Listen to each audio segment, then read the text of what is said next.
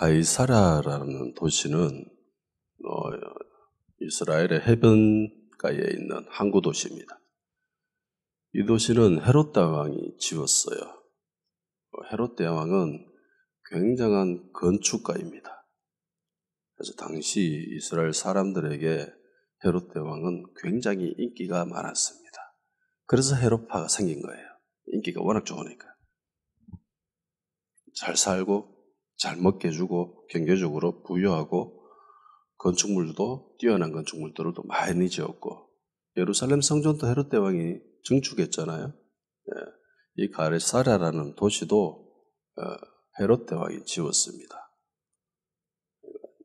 이 도시 이름 자체가 가이사랴, 가이사 아우구스투스, 우리가 흔히 이야기하는 아우구스투스 그 로마 황제를 기념하기 위해서 황제에게 바칩니다라고 하면서 지은 도시예요. 12년 동안 지어서 13년에 주전 BC 13년에 완공을 했습니다. 그리고 헤롯 대왕과 그리고 그 밑에 아그리파 1세가 통치할 때는 이스라엘의 수도였습니다. 그리고 지난 뒤에 나중에 로마가 통치할 때는 로마 총독이 거주하는 도시였습니다. 로마 총독이 거주하는 도시이기 때문에 군대가 필요하죠. 한 1000명 정도 되는 로마 정예 부대가 이 도시에 주둔하고 있었다고 합니다. 로마 입장에서 봤을 때는 이 가이사랴라고 하는 도시는 이스라엘 지역을 다스리는 중심지죠. 핵심 지역입니다. 우리나라도 보면 수도방위 사령부라고 있습니다. 정예부대가 있죠. 마찬가지입니다. 로마 총독이 거주하는 이 가이사랴에 머무는 군인들은 정예부대예요. 이스라엘 지역은 로마 입장에서는 그렇게 크게 중요시되는 지역은 아니었습니다. 로마 군단이 상시적으로 거주하는 지역이 있거든요. 거기에 비해서는 굉장히 비중이 낮은 곳이었습니다. 그래서 로마 군인들보다는 이방인 출신들의 군인들로 구성되어져 있는 것이 대부분이었습니다. 비중이 떨어지는 식민지는. 이스라엘도 마찬가지였습니다. 그래서 여기에 거주하는 사람들은 대부분 이방인 출신들로 구성된 로마 군인들이 대부분이었습니다. 그런데 이 고넬료가 속한 이 100명의 부대, 고넬료가 백부장이잖아요. 휘하에 80명에서 100명 정도의 군사들을 거느릴 수 있는 장수입니다. 장교지요. 요즘으로 치면 중대장 정도 됩니다.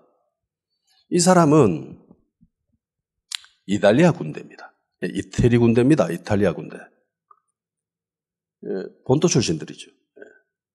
이쪽에 있는 뭐 팔레스타인 지역이나 이쪽에 있는 사람들이 아니라 아시아 지역 출신들이 아니라 저 이탈리아에 있는 자기들 입장에서는 본토 출신들로 구성된 그런 사람들입니다. 그러니까 로마 군사들 가운데서도 특별히 우월감을 나타낼 수 있죠. 대부분 사람들은 뭐 팔레스타인 사람들 출신이고 뭐 저 위에 아시아 출신 지역이고 뭐 이런 사람들인데 자기들은 이탈리아 출신들입니다. 그 출신들의 백부장이었어요. 그리고 역사적으로 지배자와 피지배자 사이에는 분명한 계급이 존재합니다. 지배자들은 항상 자신들이 우위에 있다고 생각하죠. 통치하고 있으니까. 그래서 자기들을 굉장히 고귀한 신분으로 묘사하기도 합니다. 이집트는요, 수많은 민족이 이집트를 다스렸습니다. 그 지역을. 그 가운데 어떤 민족들은, 어떤 왕조는 이방인 출신이었습니다. 성경에도 나오잖아요. 요셉을 알지 못하는 새로운 왕이 세워졌습니다. 그래서 벽돌 굽고 그렇게 종살이하면서 핍박을 받잖아요. 왜? 요셉을 알지 못하는 왕이니까. 왜 알지 못해요? 이방인이니까. 이방 민족이 이집트에 쳐들어와서 정권을 장악하고 새로운 왕조를 세웠기 때문에 그런 거예요.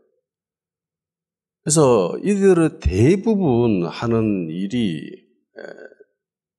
자기 민족을 신격화시키죠.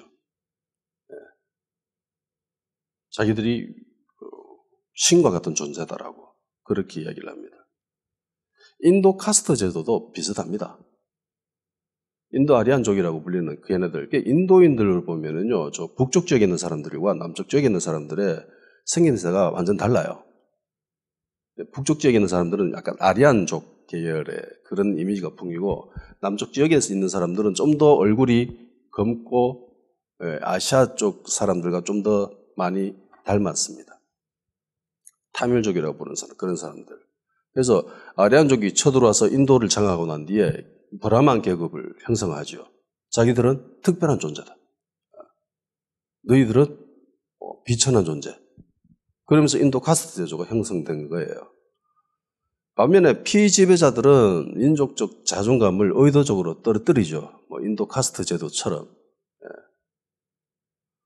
너희들이 지배를 받게 된 것은 역사적인 필연이다라고 그렇게 이야기하기도 합니다.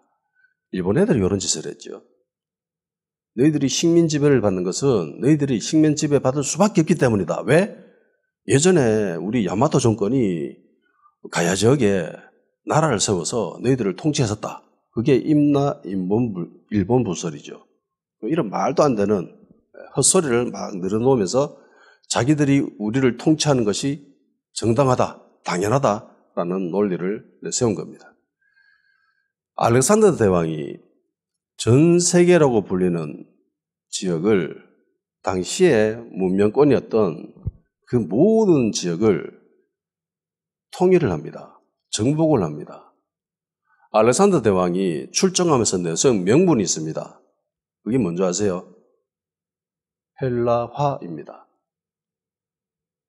헬라화. 그리스화 시키겠다. 그리스와 헬라화 시키겠다라는 말이 무슨 말이에요? 어리석고 비문명한 데에 있는 민족들에게 문화적으로 우위에 있는 자신들의 헬라 문명을 전파하겠다라는 명분을 내세우면서 전쟁을 일으킨 거예요. 전쟁에는 명분이 굉장히 중요하잖아요. 그래서 알렉산더는 정복한 지역마다 도시를 세우지요. 그리고 헬라 문명의 도시를 세우고 헬라 건축으로 헬라 문명을 가득 채운 도시를 만들어냅니다. 그게 알렉산드리아죠. 지금은 이집트 저 북쪽 한쪽만 알렉산드리아라고 사람들이 생각을 하는데 원래는 알렉산드리아가 많았습니다.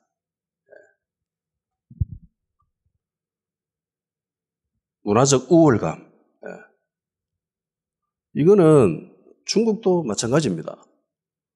중국 한족들 이외에 주변에 있는 모든 민족들은 다 싸그리 오랑캐죠. 오랑캐입니다. 가축보다 조금 뛰어난 정도의 인간, 우리보다는 정말 열등한 비천한 민족들, 그렇게 취급을 했습니다. 지금도 국가적으로나 문화적으로나 국력적으로 우위에 있는 그런 나라들의 시민들은 자존감이 굉장히 강합니다. 우월감이 있죠. 우리나라 사람들도 외국인들을 차별적으로 대우합니다. 미국이나 유럽이나 이런 사람들은 흔히 백인들이라 불리는 그런 민족들을 향해서는 정말 잘해줍니다. 그런데 흑인이나 그리고 동남아 쪽에 있는 이런 사람들은 백인들만큼 안 대해주죠. 차별적으로 대우하는 게 사실입니다. 힘의 논리가 지배되고 있는 세상이기 때문에 어쩔 수 없습니다. 우리나라도 이런 무시를 굉장히 많이 당했죠. 다행히 요즘이야 우리나라 국력이 높아지고 문화적으로도 많이 알려져서 한국 사람이다라고 하면은 세계에서 인정받고 환호하고 반겨주고 그렇게 합니다. 감사할 따름이지요. 그럼에도 불구하고 아직까지 우리나라 사람들, 특히 뭐 아시아 쪽에 있는 사람들이 외국에 나갈 때, 뭐 유럽이나 혹은 미국이나 이런 갈 때 차별 대우받는 것은 현실입니다. 어쩔 수 없어요. 지금에서야 모든 사람들이 교육이라는 걸 받습니다. 해서 인간은 어떤 존재이며 인간을 어떤 식으로 대해야 되느냐라는 기본적인 지식을 갖고 있습니다. 전 세계 어디를 가라. 보편적인 사고를 가지고 있죠. 모든 인간은 존경받아야 된다, 존중받아야 된다라는 공통적인 그런 인식이 있어요. 인류의 인권, 이런 가치를 공유하고 있다는 거죠. 모든 민족들마다, 그리고 나이가 많거나 나이가 적거나 출신이 어떻거나 아이거나 모든 인간들은 동등하게 존중받아야 될 권리가 있다라는 그런 개념을 가지고 있죠. 교과서적으로. 실천하는 데 있어서는 조금 차별하고 뭐 그렇게 하지만은, 근데 불과 몇백 년 전만 하더라도 이런 평범하고 일반화된 가치를 가지지 못했습니다. 우리나라도 그랬죠. 우리나라도 얼마 전까지만 해도 노비가 있었습니다. 양반이 있었고 평민이 있었고 천것들이 있었습니다. 지금도 인도는 카스트 제도가 있습니다. 불가촉 천민들이 있죠. 아예 접촉조차 금지되어 있는 인간들이 있습니다. 그러니까 인도 사람들은 그 사람들을 만지지도 않아요. 그 정도의 차별을 받고 있는 사람들이 있습니다. 물론 많이 개선되어서 불가촉 천민 중에서도 성공하는 사람들이 생기기도 합니다. 그렇지만 현실적으로는 아직까지 차별이 상당하게 벌어지고 있다는 거예요. 인간을 인간 취급하지 않았습니다. 노예들이 존재했지요. 사람을 사고 팔고 했습니다. 소유한 사람을, 노비를 재산으로 취급했지요. 집에서 기르는 가축의 또 다른 모습을 띠고 있는, 인간의 모습을 띠고 있는 가축 정도. 우리나라도 몇십 년 전에 일본의 식민지를 받았습니다. 정상적인 대한민국 국민이라면 이런 역사적 현실에 분노하는 감정을 느끼는 것이 당연합니다. 해서 한일전 축구를 할 때 일본 응원하는 사람 없죠. 만일에 한국인이 일본 응원한다 그러면 그거는 매국노라고 불리기도 합니다. 우리를 지배하고 있었던 당시에 일본 사람들의 시선, 태도, 그런 것들이 영화나 드라마 같은 걸 보면은 우리가 간접적으로 볼 수 있죠. 그들이 조선인들을 어떻게 대우했습니까? 존중하며 인격적으로 대우했어요? 인간적으로 대우합니까? 평등하게 대우합니까? 짐승처럼 취급합니다. 말도 안 되는 억울한 누명을 씌워서 죽이기도 했습니다. 1924년 관동 대지진이 일어났을 때에 약 2만 명이 넘는 조선인들이 학살당했습니다. 왜냐하면 우물에 독을 풀었다, 폭동을 일으켜서 일본인을 죽였다라는 헛소문을 퍼뜨려서, 그래서 일본인들이 자경단을 만들어요. 그래서 고인은 조선인들은 다 죽여버렸습니다. 한 일본인의 기록입니다. 아이를 베고 있는 여자인데 그 여인의 배를 갈라서 그 아이를 끄집어내서 죽이는 것을 봤다. 내가 일본인으로서 이렇게 부끄러웠던 적은 없었다라는 기록이 아직 남아 있습니다. 2만 명이 넘는 사람들이 죽었어요. 이런 장면이 그 디즈니 드라마 그 빠찡코라는 걸 보면은 묘사되어 있죠. 정말 잔인하게 분풀이할 대상이 없었던 거죠. 화는 나는데 뭐 지진이 이런 자연재해니까 뭐 화풀이할 대상은 없고, 옆에 보니까 조선인들 딱 좋네, 죽여버리죠. 우리도 나쁜 일을 당할 때는 화풀이 대상을 찾죠. 그래서 거기에다가 화를 풉니다. 일종의 마녀사냥 비슷하죠. 이런 일들이 불과 100년 전에 일어났습니다. 100년 전에. 근데 고넬료가 있었던 시절은 2000년 전이죠. 2000년 전입니다. 로마가 유대를 지배하고 통치하던 때입니다. 지배가 기피죠. 유대를 통치하고 있습니다. 가이사라에 주둔하고 있는 로마 정예부대입니다. 이 사람이 가질 수 있는 우월감과 자존감, 이거는 상상 이상입니다. 대단한 거예요, 이거는. 교육받았던 사람들조차 불과 몇십 년 전, 몇백 년 전에도 그런 말도 안 되는 짓을 벌였는데 이 당시 사람들이 교육을 받았습니까? 글을 또 못 읽는 사람들입니다. 힘의 논리만 장악하고 있는 거예요.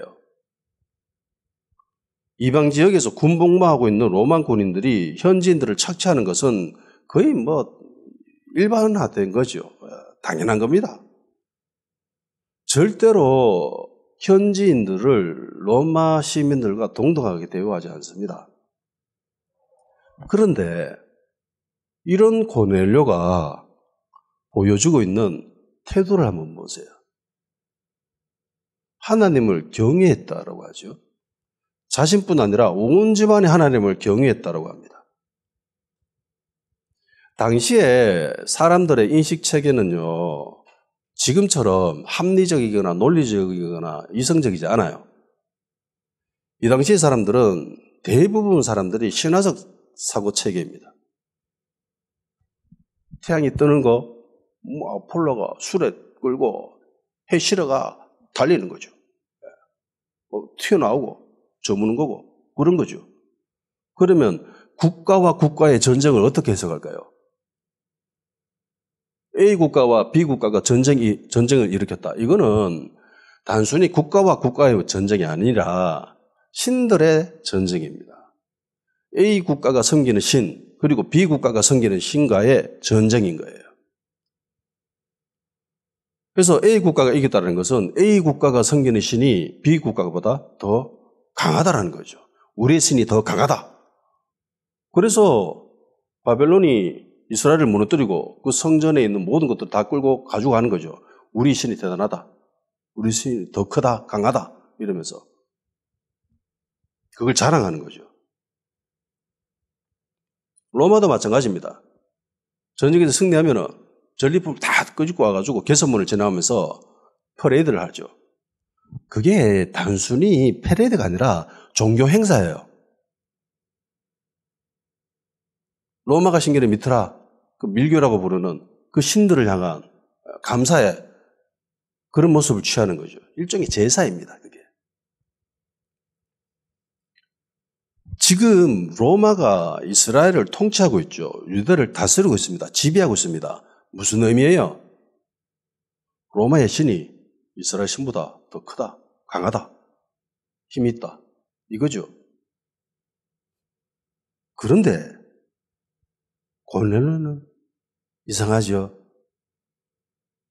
고넬료는 좀 다릅니다. 당시 옛날 사람들은 그런 사고로 있었기 때문에 블레셋과 전쟁이 일어났을 때 이스라엘 사람들이 언약궤를 메고 가는 거죠. 신대로 가자. 그럼 우리 이긴다. 이런 사고 체계를 가지고 있었던 사람들인데 고넬료는 로마의 신이 아니라 이스라엘의 신 여호와 하나님을 섬깁니다. 정말 특이한 케이스예요. 정말 이상한 사람입니다. 그리고 자신뿐만 아니라 집안에 있는 모든 사람들, 가족뿐만 아니라 가족 그 고넬료 집 안에서 섬기는 노비들이나 하인들이죠. 그 사람들까지 싸그리 다 하나님을 섬기도록 만들었습니다. 확신이 없으면 이런 짓은 못하죠.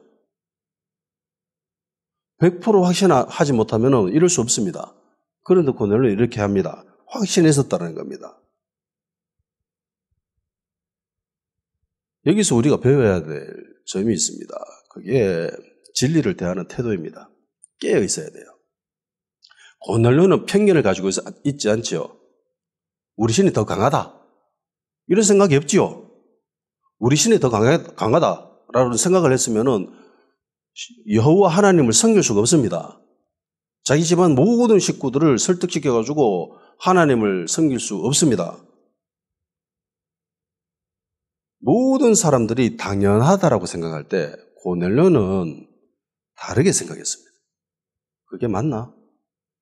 내가 한번 알아봐야 되겠다. 로마 신이 아니라 유대가 섬기는 신이 진짜일 수 있지 않나? 이런 깨어있는 생각이 그를 하나님께로 이끌어간 거예요. 그러니까 세상을 정말 편견 없이 바라봤습니다. 이 당시 사람이 이럴 수 있는 건 정말 힘든 일이에요. 지금도 우리는 편견을 가지고 세상을 바라봅니다. 어느 출신의 사람이 들어가면은 저거 빨갱이 아닌가? 이쪽 지역 살생이도 저거 꼴통 아이가? 이런 생각을 합니다. 그런데 고넬료는 편견이 만연한 세상에서 그러지 않았어요. 심지어 하나님의 백성인 유대인들조차 편견에 빠져 있잖아요. 나사렛에서 무슨 선한 게 나오느냐? 말도 안 된다. 유대 지역이나 뭐 예루살렘 돼야 이 정도는 돼야 되지. 무슨 나사렛에서 갈릴리 지역에서.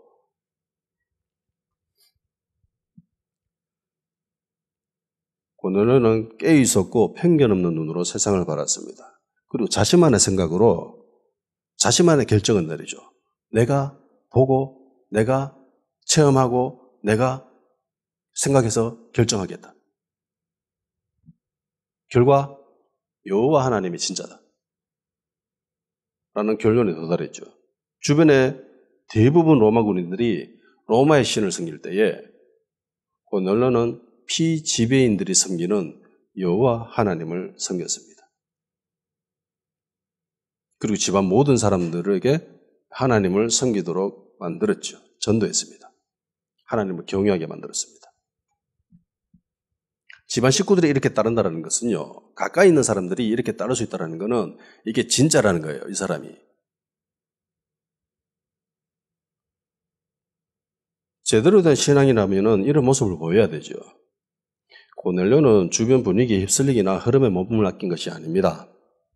자기만의 생각, 판단, 그리고 독자적으로 행동을 하죠. 대충 흉내내거나 형식적으로 신앙생활을 한 것도 아니에요. 흔히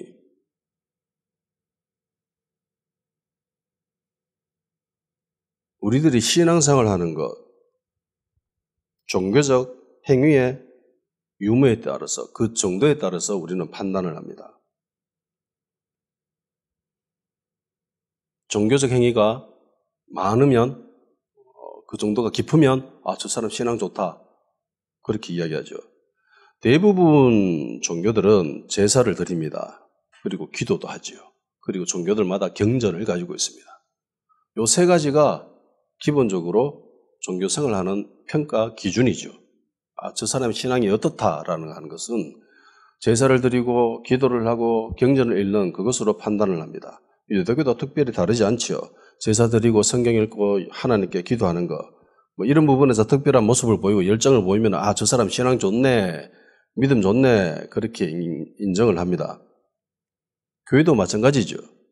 교회 생활 잘하고 예배 잘 드리고 기도하고 뭐 교회 안에서 성도끼리 잘 지내고 뭐 헌금하고 이러면 저 사람 신앙 좋다, 하나님 잘 섬긴다 그렇게 이야기합니다. 그런데 고넬료도 마찬가지죠. 그런데 고넬료는 유대인들보다 더 열정적으로 하나님을 섬깁니다.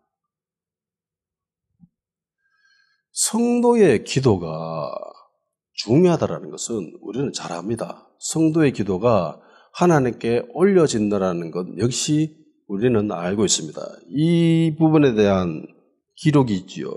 계시록 5장 8절입니다. 그 두루마리를 취하심에 네 생물과 24장로들이 그 어린 양 앞에 엎드려 각각 검은거와 향이 가득한 금 대접을 가졌으니 이 향은 성도의 기도들이라.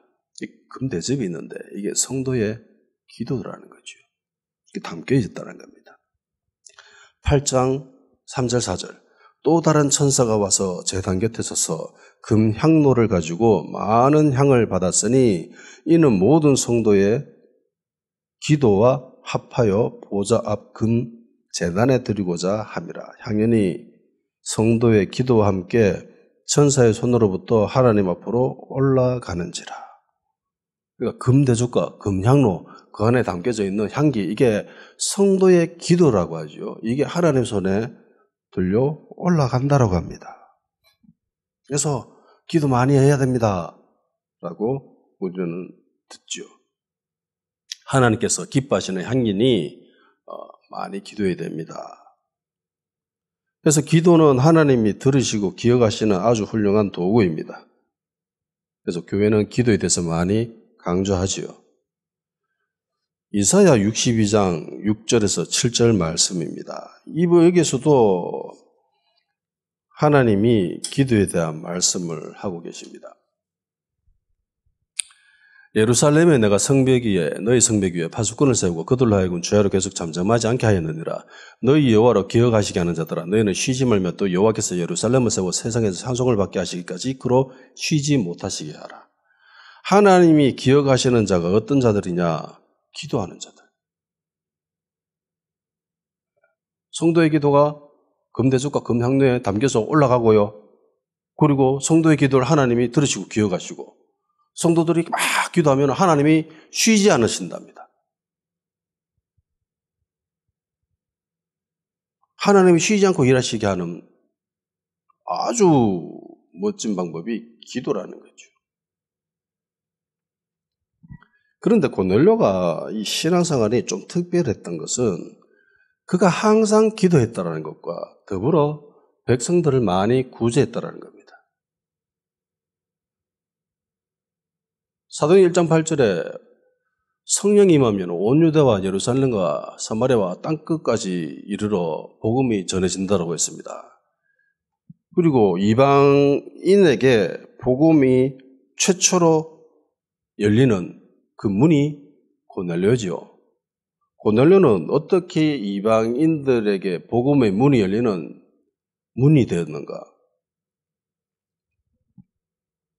신앙생활 잘 한다는 것은 곧 기도생활 잘 한다는 것과 마찬가지입니다. 이건 모든 사람들이 인정하죠. 저 사람 신앙 어떤데? 믿음 어떤데? 기도 많이 하나? 기도 안 하나? 이거 보고 많이 판단을 합니다. 그런데요, 구제를 많이 하는 것을 신앙생활과는 잘 연결하지 않습니다. 그런데 이 진리는 이스라엘이 수백 년에 걸쳐서 깨달은 것입니다. 출애굽한 이스라엘이 가나안 땅에 나라를 세우고 몇백 년이 흐르면서 북이스라엘 멸망하고 남유다도 멸망하고 성전도 무너지고 전쟁에 패해서 이스라엘 사람들이 다 포로로 끌려가고 난 뒤에야 깨달은 것이 있습니다. 우리가 정의를 실현하지 못했구나. 그래서 망한 거구나. 그래서 우리가 여기에 끌려와서 포로생활을 하는 거구나. 뒤늦게 깨닫지요. 수백 년에 걸쳐서 자신들의 역사와 자신들의 몸으로 깨달은 진리가 우리가 정의를 이루지 못해서, 우리가 구제를 하지 못해서 우리가 망했다. 이스라엘도 수백 년에 걸쳐서 깨달은 진리입니다. 그런데 고넬료는 하나님을 섬긴 지 불과 몇 년 사이에 깨달은 거죠. 그러면 고넬료는 어떻게 깨달았을까? 이 진리를. 정복자가 피지배자들을 향하여서 정말 많은 구제를 행했습니다. 백부장이, 장교가. 이러는 기는 정말 어려운 일이거든요. 말씀에 대해서는 유대인들이 훨씬 많이 알 겁니다. 말씀에 대한 지식, 그 깊이와 넓이와 이해도에 있어서는 다른 이방인들이 절대로 미치지 못할 거예요. 그런데 그렇게 말씀에 대해서 많이 알고 있고 이해도도 뛰어나고 어마어마한 해석을 할 수 있는 그런 위치에 있었던 유대인들조차 정의에 대해서, 구제에 대해서 잘 알지 못했습니다. 망하고 난 뒤에 깨달은 거죠. 구제에 대해서, 정의에 대해서 성경이 분명히 기록하고 있음에도 불구하고 유대인들은 구제와 정의에 대해서 깨달음이 없었습니다. 세월이 한참 지난 후에 전쟁에 지고 성전 허물어지고 포로로 끌려간 뒤에야 깨달았죠. 말씀에 분명히 기록되어 있지만은 계시가 임하지 않았던 거예요. 그러면 고넬료는 왜 그토록 많은 사람들을 구제했을까요? 이게 하나님의 뜻이어서 말씀에 기록되어 있기 때문에 저는 다르게 생각합니다. 고넬료가 성경을 읽었을까요? 저는 의문입니다. 언어가 다른데,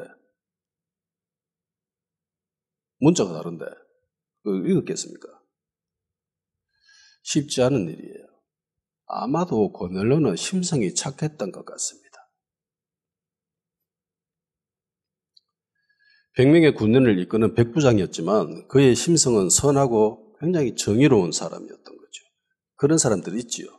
매사에 공정하고 착하고 불의를 보면 못 참고 불쌍한 사람을 보면 막 도와주려고 하는 사람. 아마도 고넬료는 이런 사람이 아니었는가. 진짜 참 군인인 거지요. 불쌍한 사람을 보면은 그냥 지나칠 수가 없었던 거죠. 특별히 하나님을 섬기고 있었고, 하나님을 섬기는 유대인들이 고난당하고 어렵고 불쌍한 모습을 보면은 도와주지 않고는 못 베기는 그런 사람이었던 것 같습니다.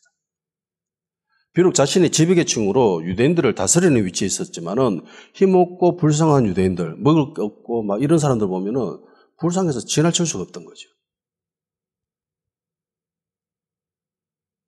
선한 사마리아인 이야기 아시죠?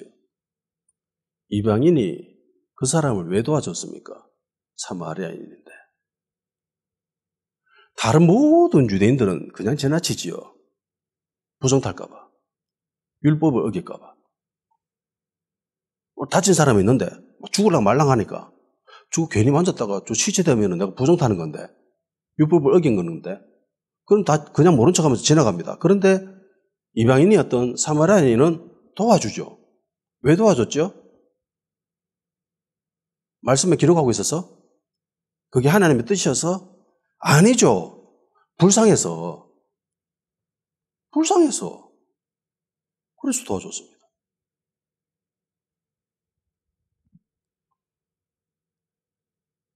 가난하고 불쌍한 유대인들에게 고넬료는 선의를 베풀었습니다. 고넬료는 자신의 재산을 사용했습니다. 그래서 가난하고 불쌍한 유대인들을 도와줬죠.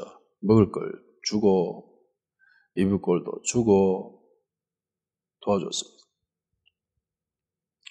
자신이 미처 깨닫거나 알지 못했지만은 고넬료의 이런 행동으로 통해서 엄청난 일이 벌어집니다. 구제는 하늘의 문을 여는 엄청난 열쇠입니다. 닫힌 문을 여는 열쇠예요. 더 이상 진도가 나가지 않던 고넬료에게 구제는 그 닫힌 문을 여는 열쇠가 됩니다. 돌파하는 열쇠가 돼요.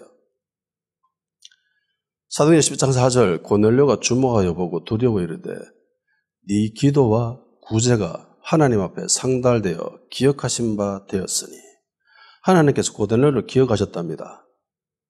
뭐 때문에요? 이유 두 가지죠. 기도와 구제. 기도만이 아니죠. 대부분 교회에서는 대부분 목사님들은 기도를 해야 된다.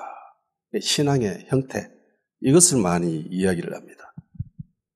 그런데 하나님이 두 가지를 기억하시죠. 기도와 구제. 다비다가 죽으면서 되살아났습니다. 뭐 때문에요? 많이 구제해서. 다비다는 심지어 기도한다라는 그런 문구 자체가 없습니다. 물론 그렇다고 기도하지 않았다는 건 아니에요. 기도했을 겁니다. 신앙인이고 종교인이기 때문에 하나님, 예수님을 따르는 제자이기 때문에 기도 당연히 했습니다. 그런데 하나님이 다비다를 기억하시고 다비다를 죽으면서 되살린 것은 다비다의 기도가 아니라 다비다의 구제입니다. 왜 도와줬죠? 불쌍해서. 말씀을 알아가지고 말씀에 대한 신학적인 깊이가 뛰어나서 그런 행동을 했던 게 아니에요. 인간이라면 인간으로서 느껴야 될 지극히 당연한 감정, 그 불쌍함, 그걸 가졌다는 거예요. 그걸 가지고 실천했다는 겁니다. 그런데 거지 나사로를 도와줘도 될 만한 그런 능력과 어마어마한 재력을 가지고 있었던 부자는 안 도와주지요. 내가 왜 도와줘야 되는데? 안 도와줍니다. 그래서 죽어서 음부로 갑니다.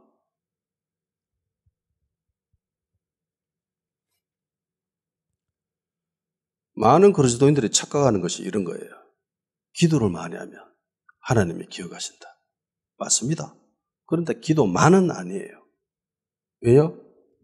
이사야 1장에 나오는 유대인들의 모습을 보세요. 기도 얼마나 많이 합니까?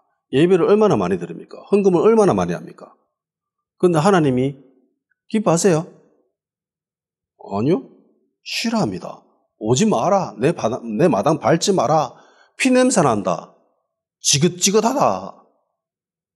그렇게 이야기하십니다. 제사도 잘 드리죠. 모임마다 빠지지 않고 와가지고 예배 드리고 제사 지내고 그렇게 합니다. 그러니까 신앙생활적인 부분에 있어서는 부족함이 전혀 없습니다. 보통의 목사들이 봤을 때 인류 성도죠. 헌금 잘하고 예배 빠지지 않고 나오고 목사님 말씀 잘 듣고 기도 때마다 모이고 기도 많이 하고 최고죠. 근데 하나님이 싫어하십니다. 왜요? 정의가 없어가지고. 삶 속에 정의가 없어가, 공의가 없어가, 구제가 없어가, 불쌍한 마음을 품지 않아요. 오히려 약자를 보면은 업신여기죠. 힘없고 약한 자들을 통해서 착취합니다. 그래서 자기의 배를 채우죠. 이사야 1장 11절 15절 여호와께서 말씀하시되 너희 무수한 재물이 내게 무엇이 유익하뇨? 나는 수당의 번제와 살찐 짐승의 기름에 배불렀고 나는 수송의 어린 양이나 수염새 피를 기뻐하지 아니하노라. 너희가 내 앞에 보이러 오니 이것을 누가 너희에게 요구하였느냐? 내 마당만 밟을 뿐이니라. 헛된 재물을 다시 가져오지 말라. 분향은 내가 가증히 여기는 바요. 월삭과 안식일과 대회로 모이는 것도 그러하니 성회와 아울러 악을 행하는 것을 내가 견디지 못하겠노라.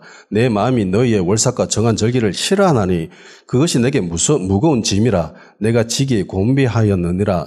너희가 손을 펼 때에 내가 내 눈을 너희에게서 가리고 너희가 많이 기도할지라도 내가 듣지 아니하리니 이는 너희의 손에 피가 가득함이라. 왜 기도를 많이 하는데도 하나님이 안 들으신다고요? 손에 피가 있으니까. 백성들을 착취하니까. 힘없고 약한 자들을 피를 쪽쪽쪽 빨아당겨가지고 집 배를 채우고 있으니까. 그래서 소돔이다, 고모라다라고 이야기하시는 거예요. 너희 소돔과 고모라의 관원들아. 정의로운 사람 10명이 없어서 망했습니다. 이스라엘이 전쟁에서 패하고 포로로 끌려가고 난 뒤에 뒤늦게 깨닫죠. 성경 말씀을 공부하면서 정의와 공의가 없어서 망했구나. 그러니까 단순히 기도를 많이 한다고 이게 올바른 모습이 아니에요. 그러니까 목사들은 성도의 신앙생활만 판단해서는 안 됩니다. 그게 1차적인 기준이지만은 그걸로 전부라고 판단해서는 안 됩니다. 반드시 그 사람의 인생을 살펴봐야 돼요. 삶을 봐야 돼요. 그렇게 직분자를 세워야 됩니다. 그런데 이래 안 해가지고 고생하는 교회가 얼마나 많습니까? 직분자 잘못 살아가. 정의 없는 기도 생활, 구제 없는 기도는 하나님이 기뻐하시지 않습니다. 굉장히 불편하시죠. 싫어하십니다. 마태복음 6장에는 구제가 의라고 말씀하고 있습니다. 그리고 구제할 때 은밀하게 해야 된다라고 이야기하십니다. 마태복음 6장 1절 4절 사람에게 보이려고 그들 앞에서 너희 의를 행하지 않도록 주의하라. 그리하지 않으면 하늘에 계신 너희 아버지께 상을 받지 못하느니라. 그러므로 구제할 때는 외식하는 자가 사람에게서 영광을 받으려고 회당과 거리에서 하는 것 같이 너희 앞에 나팔을 불지 말라. 진실로 너에게 이르노니 그들은 자기 상을 이미 받았느니라. 너는 구제할 때에 오른손이 하는 것을 왼손이 모르게 하여 내 구제함을 은밀하게 하라. 은밀한 중에 보시는 너희 아버지께서 갚으시리라. 의가 무엇이냐? 구제라는 거죠. 사람에게서 칭찬받으려고 하는 구제는 그거는 이미 사람들로부터 상을 받았기 때문에 하나님께로부터 상을 받지 못한다고 합니다. 그래서 은밀하게 해야 된다. 모르게 해야 된다. 그게 의다라고 이야기하는 거예요. 그리고 5절부터는 성도의 기도에 대해서 이야기합니다. 기도 생활을 어떻게 해야 되는가? 왜 1절에서 4절까지는 구제에 대해서 이야기하고 5절부터는 기도에 대해서 말씀하셨을까요? 이게 밀접하게 연결되어 있기 때문에 이거 같이 해야 되기 때문에 5절에서 8절 또 너희는 기도할 때 외식하는 자와 같이 하지 말라. 그들은 사람에게 보이려고 회당과 큰 거기에 서서 기도하기를 좋아하느라. 내가 진실로 너에게 이르노니 그들은 자기 상을 이미 받았느니라. 너는 기도할 때 골방에 들어가 문을 닫고 은밀한 중에 계신 내 아버지께 기도하라. 은밀한 중에 보시는 내 아버지께서 갚으시리라. 또 기도할 때 이방인같이 중언부언하지 말라. 그들은 많이 하여 들으실 줄 생각하느라. 그러므로 그들은 본받지 말라. 구하기 전에 너에게 있어야 할 것을 너희 아버지께서 아시느니라. 그러니까 구제와 기도의 공통적인 특징이 있죠. 은밀하게 해라. 사람들에게 보이려고 하지 마라. 그러면 너희 상 못 받는다. 하나님께 받을 상이 없다. 그러면서 9절에 주기도문에 대해서 말씀하시죠. 그러므로 너희는 이렇게 기도하라. 하늘에 계신 우리 아버지야. 그러니까 성도의 신앙생활 두 가지 큰 물줄기가 있습니다. 그게 구제고 또 하나는 기도입니다. 둘 다 은밀하게 해야 됩니다. 하나님께서 기억하시고 들으시는 것이 바로 성도의 기도와 구제인 거죠. 누가복음 12장에는 구제에 대한 엄청난 비밀을 가지고 있습니다. 여기 12장에서 풀어야 될 것들이 정말 많습니다. 너무나 방대한 진리를 내포하고 있습니다. 이것만으로 몇 번의 설교를 할 수 있을 거예요. 근데 오늘 간략하게 한번 살펴볼게요. 누가복음 다 같이 가봅시다. 누가복음 12장입니다.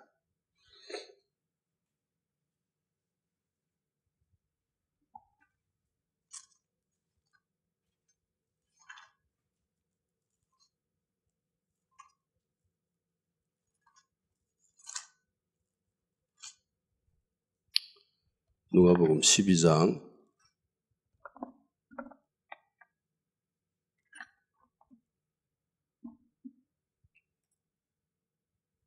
16절에서 21절까지 한번 읽어볼게요. 16절에서 21절. 또 비유로 그들에게 말하여 이르시되 한 부자가 그 밭에 소출이 풍성하며 심중에 생각이 이르되 내가 곡식 쌓아둘 곳이 없으니 어찌할까 하고 또 이르되 내가 이렇게 하리라. 내 곡간을 헐고 더 크게 짓고 내 모든 곡식과 물건을 거기 쌓아두리라. 또 내가 내 영혼에게 이르되 영혼아 여러 해 쓸 물건을 많이 쌓아두었으니 평안히 쉬고 먹고 마시고 즐거워하자 하리라 하되 하나님은 이르시되 어리석은 자여 오늘 밤에 내 영혼을 도로 찾으리니 그러면 네 준비한 것이 누구의 것이 되겠느냐.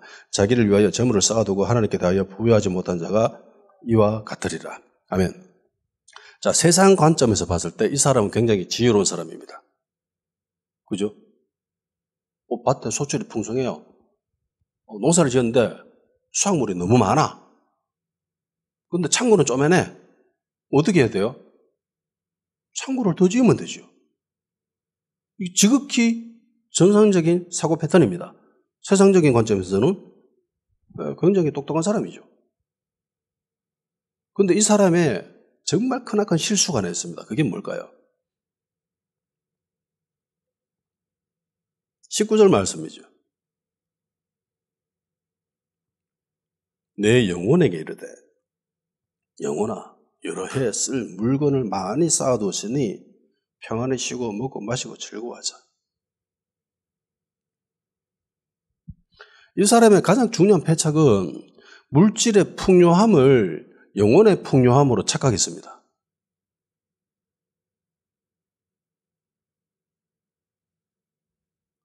교회 안에도 이런 사람 많습니다. 성도의 모습 가운데도 이런 모습이 많아요. 물질이 풍요로우면은 자기 영혼이 풍요로운 걸로 착각하면서 물질의 풍요를 계속 구하는 사람들이 있습니다. 다르죠? 다릅니다. 이 연결해서는 안 되는 것을 연결해 버렸습니다. 그러니까 이 사람은 어리석은 사람인 거예요. 연결해야 될 게 있고 연결하지 말아야 될 것이 있는데 이걸 둘을 연결해 버렸습니다. 어리석은 사람의 특징이죠. 자신을 위해서 재물을 쌓아두고 하나님께 대해서는 재물을 쌓아두지 않았다고 합니다. 다시 29절에서 34절까지 읽어보도록 하겠습니다. 29절에서 34절 시작. 너희는 무엇을 먹을까 무엇을 마실까 하여 구하지 말며 근심하지도 말라. 이 모든 것은 세상 백성들이 구하는 것이라. 너희 아버지께는 이런 것이 너희에게 있어야 할 것을 아시느니라. 다만 너희는 그의 나라를 구하라. 그리하면 이런 것을 너희에게 더하시리라. 적은 무리여 무서워 말라. 너희 아버지께서 그 나라를 너희에게 주시기를 기뻐하시느니라. 너희 소유를 팔아 구자여 낡아지지 아니하는 배낭을 만들라. 곧 하늘에 둔 바 다함이 없는 보물이니 거기는 도둑이 가까이 하는 일이 없고 좀도 먹는 일이 없느니라. 너희 보물이 있는 곳에 너희 마음도 있으리라. 아멘. 사람들이 재물을 쌓아놓는 이유는 29절이죠. 무엇을 먹을까, 무엇을 마실까. 요것 때문에 재물을 쌓아둡니다. 그런데 하나님께 재물을 쌓아두는 것은 뭐죠? 자기를 위하여 재물을 쌓아두고 하나님께 대하여는 부여하지 못한 자. 라고 했는데 그러면 하나님께 재물을 쌓아두는 것은 무엇을 이야기하는 걸까요? 헌금 많이 하는 거요? 32절을 보면 이렇게 됐습니다. 적은 무리여 무서워 말라. 자, 일단 이렇게 하는 사람이 많지 않다라는 거죠. 이렇게 행동하는 사람이 아주 굉장히 적다라는 겁니다. 그런데 요 적은 사람들의 특징이 있지요. 무서워한다라는 겁니다. 왜 무서워할까요?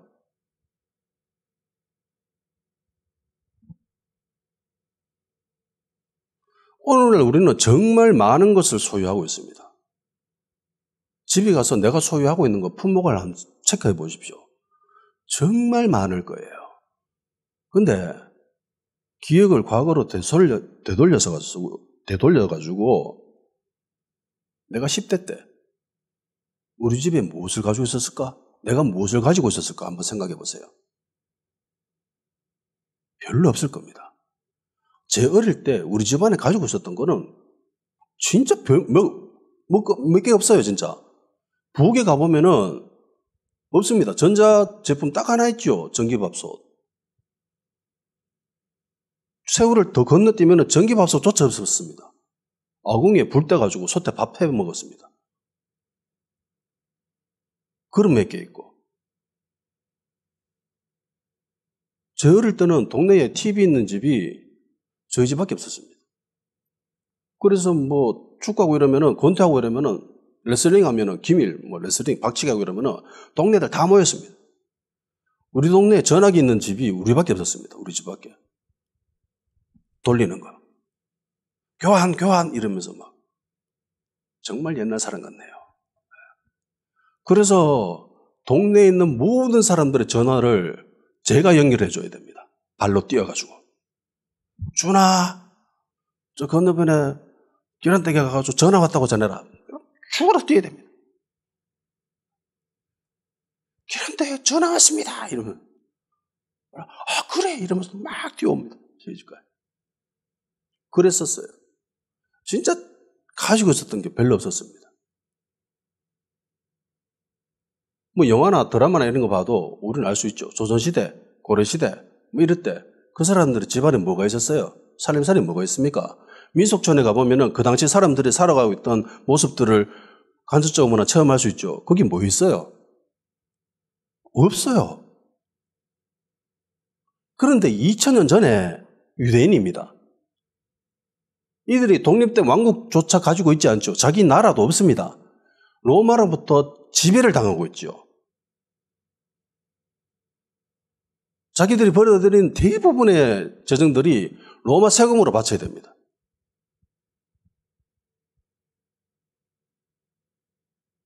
세리들한테 세금도 뜯기고 군인들한테 착취도 당하고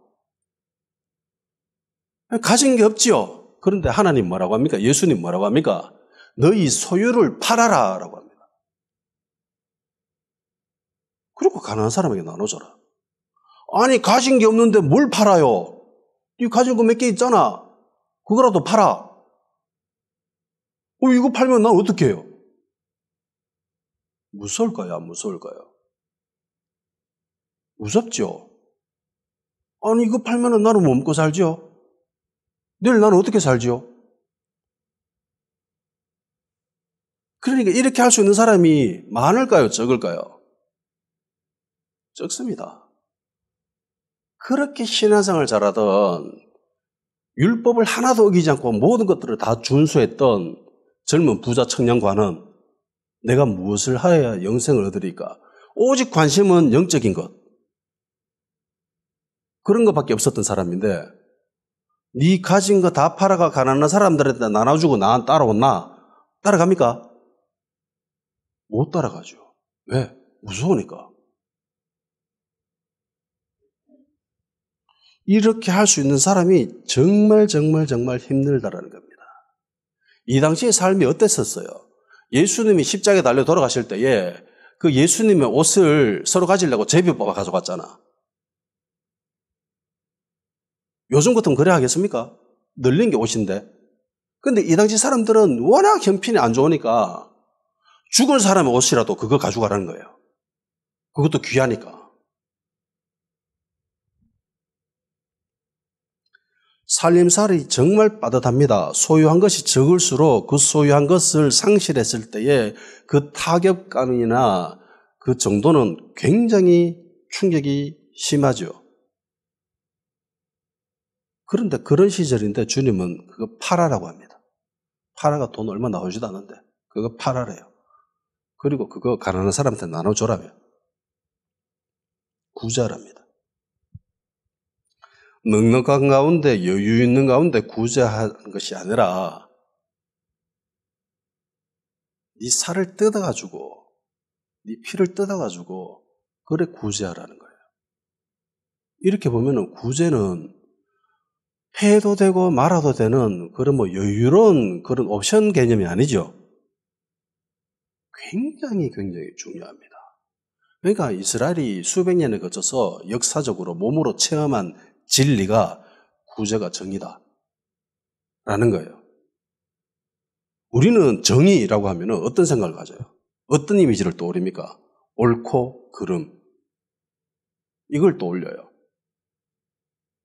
그런데 이스라엘이 생각하는 구제는, 정의는 뭐예요? 도와주는 것. 불쌍하게 생각하는 것. 옳고 그름이 아니라 양과 염소의 결정적인 차이가 여기 있습니다. 마태복음 25장에 나오는 양과 염소들 있죠. 양은 오른편에 염소는 왼편에 해가지고 음부로 가고 천국으로 가고 이렇게 예수님이 나눠버립니다. 양과 염소가 나뉘는 결정적인 차이는 옳고 그름의 문제가 아니죠. 죄를 지으시니까 감옥에 가는 거 당연한 거야. 그런데 예수님이 이렇게 하시죠. 너희들이 내가 감옥에 있을 때 나를 돌봐보지 않았다. 아무도 안 왔다. 그런데 양은 향해서 이렇게 하죠. 너희들은 내가 감옥에 있을 때 와서 보살펴줬다. 도와줬다. 그러니까 양들이 이상하게 생각하죠. 우리가 언제 예수님 도와줬습니까? 언제 우리가 주님을 도와줬습니까? 자기들도 알지 못하는 거예요. 지극히 작은 자에게는 한 것이 내게 한 거다. 그렇게 예수님 말씀하시죠. 그러니까 염소는 불쌍한 생각을 가지지 않아요. 도와줘야 되겠다라는 그 생각조차 없습니다. 언제 도와줘야 되냐면은 나에게 유익이 있을 때, 도와줄 만해도 되겠다 싶을 때 그때 도와줍니다. 근데 양은요 무조건 도와줍니다. 불쌍한 마음이 들면 그냥 도와줘요. 뭐 죄를 지어서 감옥에 갔거나 말거나 감옥에 갔으면 불쌍하잖아. 도와줘야지. 그러니까 옳고 그름이 먼저 나오는 게 아니라 불쌍함이 먼저 나와요. 그게 정의라는 거예요.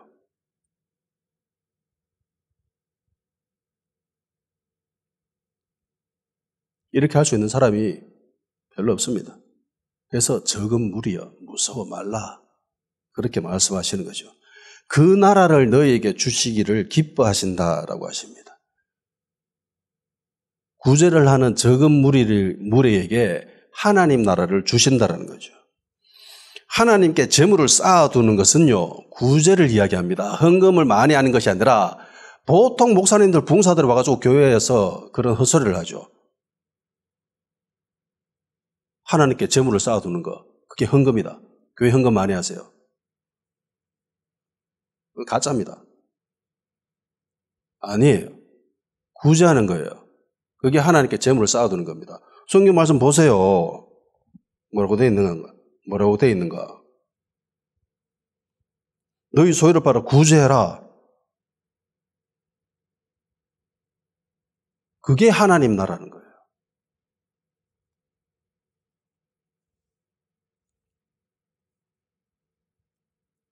하늘에 보물을 쌓아두는 것, 이것이 단순히 교회 헌금만이 하는 것이 아니라 구제하는 겁니다. 물론 교회가 구제 헌금을 책정을 해가지고 그렇게 구제하면은 꼭 헌금하면 되는 거죠. 네, 그렇게 하면 됩니다. 개인이 구제에 대해서 모든 방면을 다 알 수도 없는 거고, 교회가 그 부분에 특별히 신경을 써가지고 어디에 해야 될지 그거를 판단하고 결정해서 성도들에게 이야기해주고, 그래서 성도들이 헌금을 통해서 그렇게 지출되는 것들을 바라보는 것은 그건 지극히 정상이고 올바른 방향입니다. 하나님 나라, 이게 다만 너희는 그의 나라를 구하라. 먼저 너희는 하나님 나라와 의를 구하라고 하는 것이, 이게 신앙생활 잘하라는 말이 아니에요. 교회 생활에 전념하라는 말이 아닙니다. 보통 목사님들이 설교를 할 때 너희는 먼저 그의 나라와 의를 구하라고 하면서 교회 와서 기도 생활을 열심히 해야 됩니다. 예배 잘 드려야 됩니다. 라고 이야기를 합니다. 물론 맞지요. 근데 그건 만은 아니에요. 그렇게 하더라도 하나님께 요거도 먹을 수 있죠. 이사야 1장에 나오는 유대인들 신앙생활 잘했잖아요. 근데 정의롭지 않죠. 불쌍히 여기지 않습니다. 하나님 나라를 구하는 것은 내 소유를 팔아 가난한 사람에게 나눠주는 것이에요. 그러면 하나님께서 나의 필요를 채워주신다는 겁니다. 그런데 이렇게 할 수 있는 게 쉽지 않아요. 두렵고 떨리고 무서워요. 그래서 적은 무리야, 무서워 말라. 하나님 챙겨주실 거야. 이것이 낡아지지 않는 배낭이지요. 여행을 떠날 때는 배낭이 필요합니다. 그 배낭 안에 여행에 필요한 모든 것들을 다 집어넣지요. 근데 배낭이 낡아져서 헤어져가 떨어져 버리면 그 안에 든 물건들이 다 떨어지는 거죠. 우리가 믿음의 여정을 떠납니다. 믿음의 여행을 떠나요. 영적인 가나안 땅을 향해서 가고 있잖아요. 근데 우리가 메고 있는 이 배낭이 헤어지면 안 되겠죠. 낡아져 버리면 안 되겠죠. 낡아지지 않는 이 배낭이 어떤 거냐? 구제하는 거예요. 구제하는 거. 그러니까 내 신앙의 여정이 정말 안전할 수 있다는 거. 안전하게 보장되는 것이, 그게 예배 생활 잘하고, 예배 잘 드리고, 기도 생활 잘하고, 뭐 헌금 많이 드리고 이런 게 아니라 구제한다는 겁니다. 구제. 근데 교회가 이런 부분에 대해서 이야기합니까? 이야기 안 하죠. 왜요? 뭐 교회 성장에 별 도움이 안 되니까. 교회 건축해야 되는데 구제하러 가면 안 되니까. 그러니까 내가 봐도 이 부분에 대해서 특별히 신경 쓰고 관심을 가지는 교회는 그렇게 많지 않아요. 몇 가지 소개할 수 있는 교회들이 분명히 있습니다. 정말 대단한 목사님들이고 교회고 성도들입니다. 그런데 많은 교회는 이 부분에 대해서 별 관심을 가지지 않습니다. 구제는 하나님이 들으시고 기억하시는 정의입니다. 예수님이 이 땅에 오셔서 정의와 공의로 다스리겠다고 하셨죠.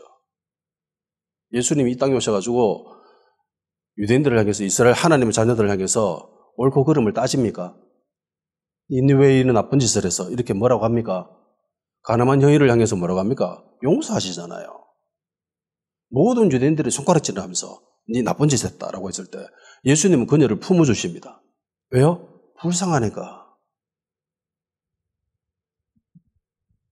불쌍히 여기는 마음을 가져야 돼요. 그리스도인들이. 세상을 향해서 정죄하고 막 판단하고 이런 게 아니라, 불쌍하다. 안 됐다. 도와줘야지. 다 같이 기도하는 시간 가지도록 합시다. 기도와 구조를 통해서 하나님이 들으시고 기억하시는 성도와 교회가 될 수 있게 하여 주시옵소서. 하나님의 나라와 의를 이루는 교회가 될 수 있게 하여 주시옵소서. 구주에 대한 계시가 이 땅에 있는 모든 교회에게 임하게 하여 주시옵소서.